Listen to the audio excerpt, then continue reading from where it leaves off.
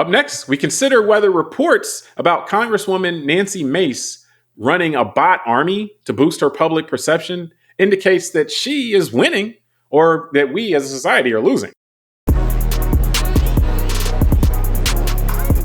For our call out this week, we're looking at Nancy Mace and the extent to which she and her staff, and these are, kind of leaks from her staff, have been using things like bot armies and burner social media accounts and other techniques to boost her public profile and perception. And this isn't like while campaigning. This is while actually she's in office, like supposed to be governing.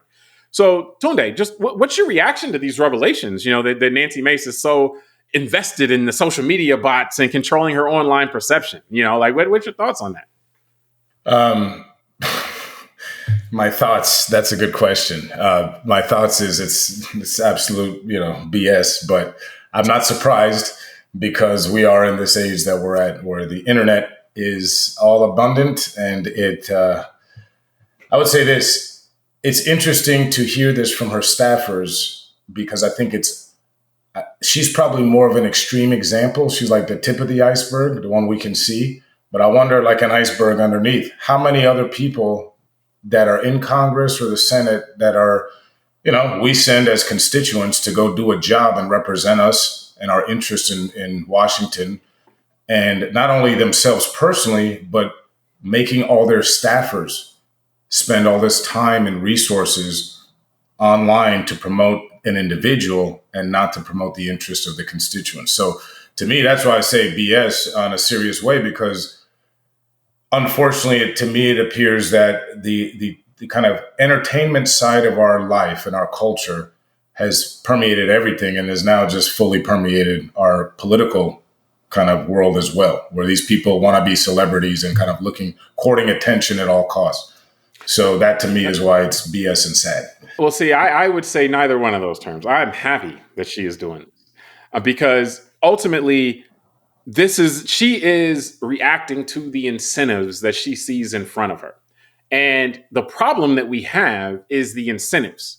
And so if people aren't actually doing things that many people may find objectionable or out of line in response to the incentives, then people won't ever look at the incentives and say, hey, should we change these incentives? And so to me, what she's doing is completely rational, like this perpetual campaign mode. Well, guess what? The current president of the United States just proved that perpetual campaigning, even when you're not in office, works, and then that's how you can get back in, and so the information game, so to speak, right now is all about, well, not all about, but it's significantly about how much work you're willing to put in these forums, on these social media platforms, with your bot armies or your burner accounts or whatever. That is how you can actually influence people, get people on your side, get people to view you favorably. So if you're in the business of getting people to view you favorably, which politicians are, then it makes all the sense in the world that someone would do this. And so I think that it's important that we see someone do this. And then if we don't want this to happen, it's not about saying, oh, we got to get rid of her. She's laying a blueprint. She's a trailblazer for all people that are wired like that. Hey, you shouldn't be mere influencers. You should be a politician. If you're going to take the time to manage your social media kind of, perception, hey, you might as well run for office too, because that is the skill that we value right now in our politicians. And until we change the incentives, this is the tip of the iceberg, meaning there are more of her coming, in that people that are more worried about their public perception than about trying to make the lives of their constituents better. And our only way to get to a place where we got more people wanting to make our people's lives better is to go through this, because this is the incentive structure that's set up right now. It's funny. So instead of shut up and dribble, we'll be seeing people telling celebrities, dribble your way into public office, into that vote. Post your way into public office. And so that's a new slogan, man. Post your way into public office. Yeah, but I mean, obviously, I see your point and don't have an argument with it. But that's my point. Is I don't want to have to go through this pain of the society figuring this out. Because also, on a serious note, I don't think it's gonna I'm fully accepted. We're not going back to the world I grew up in that I'm comfortable with, and that's okay. I get it. We've lived already through a huge technological change that we've only seen so many times in human history. I mean, this is like the printing press, this whole internet Yeah. thing, not just the internet itself from, let's say, 25 years ago and the ability for us to communicate, in the way we do now, but also now this, generative AI and all this stuff. So I just think that, we probably need to be prepared that the world is going to be more akin to a PT Barnum or WWE type of feel, at least for the next generation or two, as the entropy of the world we grew up in, the disorder that from that breakup of that reality figures out its new order of whatever it goes into in the future. And so I'm prepared for this to get a lot worse, and I think what's going to come out of it is people like Nancy Mace that are in power, because you make a good point about what type of person does this attract. Because one thing I know when we talked offline about this was people like you or I who are a little bit, and I'm not saying this to knock someone like Nancy Mace, but I'm just going to say a little bit more intellectual. We like to spend our time reading. We want to get in the weeds with information and detail. So naturally, you and I wouldn't be spending 5-6 hours of our evening in our iPad or our laptop trying to control a bot army to make us look good, because that's just not how we're wired. We'd be in there saying, with the responsibility, feeling like, thousands, maybe hundreds of thousands of people voted for me as their representative in DC as a congressperson. I need to be up here learning about what the reading, the legislation that's in front of me, I'm going to vote on, figuring out why, maybe talking to experts, calling the head of whatever agency to explain how this works.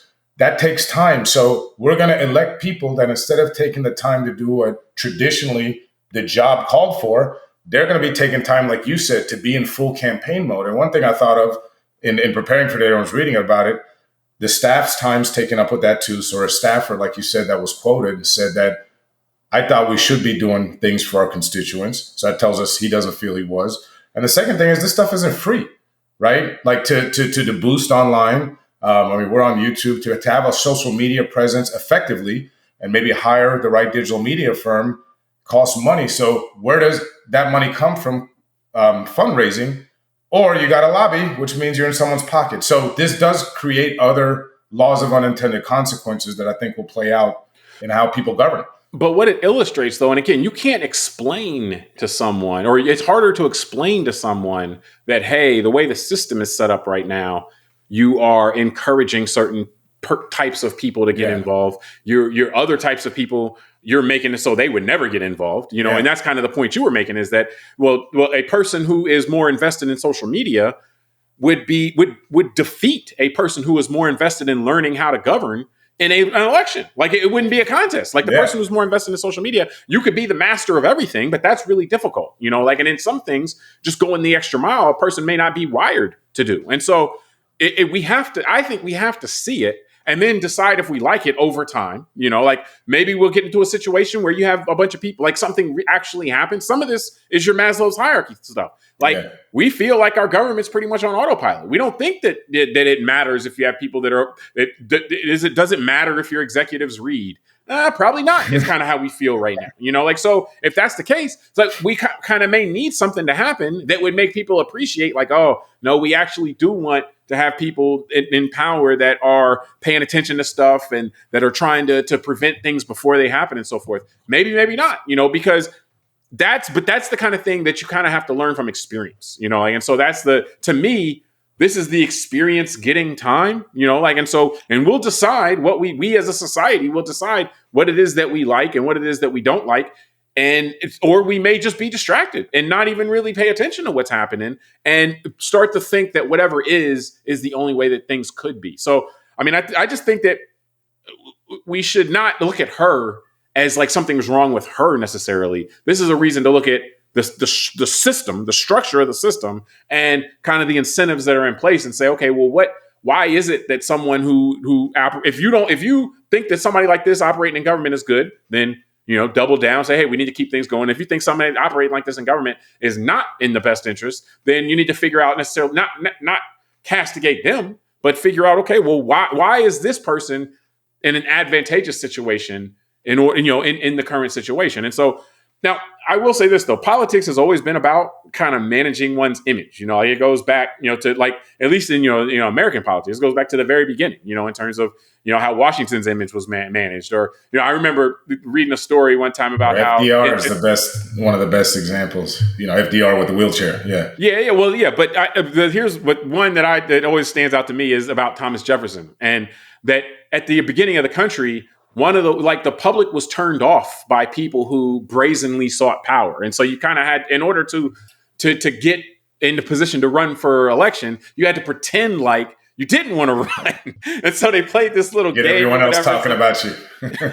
But that was something that Jefferson, was particularly known for, that he had to play this thing like he didn't really want to run, and then they're making me run, so okay, guys, But anyway, so managing your image has always been a part of this. So what do you think that what we're seeing now is just this? This is just happening more transparently. Maybe the tools are, because you just point out FDR as well. So presumably this has been happening all along, and now the tools allow for it to happen a little bit more transparently, or that there's people are spending more time doing it. I don't know, but what do you think that this is? No change at all, and this is just kind of, we're just seeing it now, or we're just hearing somebody leak something because they're upset about it. But this is kind of just the way it's always been. I think, there's probably a little bit of both. I think that the kind of human psychology part of it is probably the way it's always been. But I do think we're in a different place now. There's a lot more transparency, I think, in society than Thomas Jefferson's day. I mean, yeah. People didn't know he was running around. Didn't know what the dude looked like. You know what I'm saying? Well, so exactly. Yeah. Well, I was going to make a joke and say most people didn't know that he was running around with Sally Hemings till them kids showed up, right? And they looked just like him, but they had me and you's complexion. Hey, I'm pretty sure there's people running around right now that most people don't know, though. So I don't think that's... No, but I'm just making a point that with paternity tests, with cell phone cameras being able to spot people out on the street, if someone's famous, there's a good chance that eventually, I mean, we have some trials going on right now that'll remain unnamed, but that famous people, eventually things can catch up, right? I don't know, man. I'd say there are 1,000 that don't catch up for every one that does, and that's I'm sure. But I would say it's probably easier if you're not famous to get it to not catch up with you. I mean, just the more eyeballs on you, the more people will have it ability to bring you down in today's world. Well, but yeah, that's so. But continue. So that's part of the technology, though. Is my point, is saying that the technology allows for that. So the transparency, yes, but I think you're right that we're in the middle of this experiment because going back to the subject of the article, Mrs. Mace. I think the next election will be our answer in her district in South Carolina. Will her constituents, will enough people in her district have seen this type of stuff and say, I don't want this person representing me because they appear to be more self-interested about how they appear to the public than governing?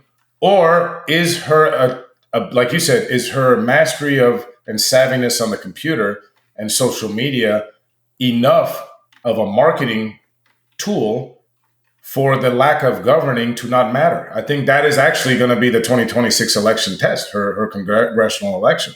It'll be interesting because this is so new to society. Well, it's such a revelation. I mean, her staff, all these leaks coming out of her staff talking about this is kind of embarrassing. Even if it does happen, I'd be one to think that we're probably seeing a greater emphasis, maybe the facade is being dropped, so to speak. Yeah, I think so. Remember, what stood out to me a couple of years ago, I think it was Matt Gaetz, talking about how he wanted someone who to deal with the public more than he wanted a legislative aide. He wanted people to help him get on TV and what to say on TV and all that kind of stuff.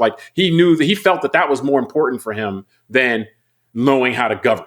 So this is, I think that it's probably in the past, maybe there was a facade where you at least pretended in public. Maybe all you did care about was the publicity, but at least you felt like in public you had to pretend. You had to pretend. That wasn't what you were worried about. And so I think that you have that. But I also look at our system, and in the way that our system has been changed over time, with the gerrymandering and so forth like that. If she's going to be held accountable, most likely it would have to be in a primary. And that would mean that she'd have to get somebody from her own party to come take her out or to see her as vulnerable and to not be dissuaded because she has allies in higher places saying, no, you're not allowed to come after that. If you come after that, we're going to come after you, yada, yada, yada. And so we have lost some of the what we want in our political system is not enemies. We want people in an adversarial system being able to point out where somebody else is flawed and so forth like that. But once you lose, once everything becomes intra-party and you have all these districts that are just owned by one party and there's like the other party has no real shot, you lose a lot of the ability for someone to call somebody else out on stuff. It's all becomes kind of a smoke-filled room kind of game where whether you can run in the primary is determined, or who runs in the primary is determined by some party head or whoever. And if they do, even they're playing kid gloves a lot of the time. So I even wonder if our system is responsive enough for us to find out, because she's not in some district where if someone wanted to go against her, it would be like, oh, okay, yeah, I'm coming from the other party, so I'm pulling no punches. And then she's pulling no punches and all that. No, that's a good point. Going at it again, not as enemies, but as adversaries trying to push each other, and that's kind of the design is like that. But the way it's implemented right now isn't even one that would allow us to seek accountability in a lot of ways. Yeah, I mean, that's a good point. And let's see, I think, there's a lot more to be said to that. Let's say, like you're saying, in senatorial races where it's the whole state, and it's much more difficult to have this concentrated group of people that are so partisan. Goes back to other discussions we've had. The viewers can look in the library about partisanship and why it's dangerous. And you're right. Yeah, because partisanship encourages no accountability. But think about it, James. If she's out there manipulating and controlling bot armies, right? I mean, think about this is why I said this is new to humanity. We're at this point where perception, we always know that perception is reality, that kind of stuff. But the ability for someone in her position, someone in a position of power and leadership within the government, to shape perception, which then becomes reality for people based on non-human agents called bots, right? And now you have the ability for the AI to begin to think on its own. So she can program these things and then set it and forget it. She doesn't have to be there every night anymore on her couch, that the bots will just start going and talking to people and responding in the way she wants to, let's say, critical posts, and begin to maybe change people's sentiments based on how they respond to criticism, how the bots respond to criticisms online, things like that. And so that's why I think it'll be interesting to see how this plays out going forward in future elections. And I tend to think, based on the way that we deal with a lot of things in our society, like the food and other things, that it kind of creeps into us and then we accept it. I feel like we're going to be, we joke, you and I have had this joke, is it going to become like Aldous Huxley, Brave New World, where we're kind of have a soma coma, where we're kind of lulled into the authoritarianism, or is it going to be the Orwellian, where it's a totalitarian that we see, like V for Vendetta? And I'm not sure which direction. We got that from Postman. Amusing ourselves to death was where we first got that from. But yes. Well, but I'm just saying is that kind of the concept of, which one will it be? I think it's a little bit early, but I think the internet may create us more like a Brave New World. Like, I think that we're going to have enough escapism, at least for now, because I just think that there's so much going on in our society that just 30, 40 years ago, without the internet, people would have been shocked. And just because of the internet's ability to create these different realities, many people are okay with whatever they're seeing because they're being told it's okay. Yeah. I mean, and I think that, like what it leads to, like you talk about that, like conceivably there will just be this arms race, like individual politicians even, and, having, their bots and having their whatever it would be. And then they're going at each other, trying to influence. Yeah, you're right. What we have, though, is a smaller and smaller number of people that are even persuadable. And a lot of times it's about, okay, well, can I just get their people to sit home and not come out? Or can I get, more of my people out, a lot of times. And so, because there isn't a lot of mind changing, going on in our politics. So, but nonetheless, people would say, okay, well, nobody's minds are changing anyway, so none of this stuff matters. Well, the fact that somebody's putting so much energy into doing it means that it matters. But like I always look at these types of things and I'm like thinking like, okay, well, to what end is ultimately this going to, and that's what I think is the more interesting part, is that, okay, so then if Nancy Mace is laying this groundwork and saying, hey, everybody, the way everything is set up now, you're much better off. Or if Matt Gaetz saying, hey, you're much better off with media consultants than you are with legislative consultants. All right. So now we got another step. Nancy Mace, hey, you're much better off with a Twitter bot army and having your staff do burner accounts, on social media than you are, reading up on the latest bill. Having your staff read up on the exactly. And so then what's the next step? because then, so somebody's going to try to take them out, then they're going to have to, go even further into this. And so, and this is the kind of amusing ourselves to death mindset. Now, that was talking more about video on televisions, but, now we've amplified it, but nonetheless, it just seems like I don't think we've reached the end of this is kind of my point. Like, I think that this is a next step. And so now it's going to be another step that we're going to hear about in a year or 2 or 6 months where, somebody else they don't even go to Washington anymore. Or whatever it is, like that. Yeah, no, you're right. They come in on Zoom. That's it. They sit at home in their district, and they'll argue that is some health issue, and they'll be the first one. They're just at some server farm. Yeah, but look, they'll be the first one, and in 2 generations, you'll have 3/4 of Congress not showing up to DC. And I'm just saying, like, I think we like the imagine. That's what I mean. Like, you and I take a time machine 50 years, we'll probably be looking around. Like, what the hell is going on here? And people will have just kind of slowly accepted it. And that's what I mean by like food. 60, 70 years ago, if you took a time machine today to see how many Americans are obese, you'd probably be like, what the hell's going on here? And then, well, how come you guys are eating like this? Da, da, da. And it's just like it kind of just crept up in our culture, and we just all accepted it.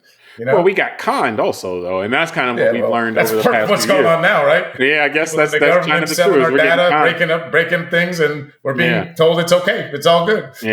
So, but I think we can wrap this from there. But I mean, I think that it's good, though. Again, it's good that we're seeing this because right now, like to your point, once things become relatively established, then it becomes the new norm.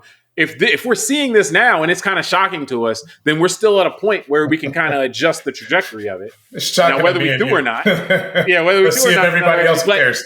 Where see how many views we get. To be worried is when you see something like this and it's not shocking, because then it's like, all right, but then we're already there. Like if you heard some story about a food company making some food addictive, that when people wouldn't blink an eye. It's like, oh yeah, that's kind of what they do, right? So exactly. I think that, like again, the fact that it's shocking to us is of value. But we'll wrap. This is what Congress people do. They spend all night on bots. What else are they supposed to be doing? But I think we can wrap this up. We appreciate Rob for joining us on this call out. Subscribe to the podcast, rate it, review it, tell us what you think, send it to a friend. All right, until next time, I'm James Keys. I'm Tunde Ogunlana. All right, we'll talk soon.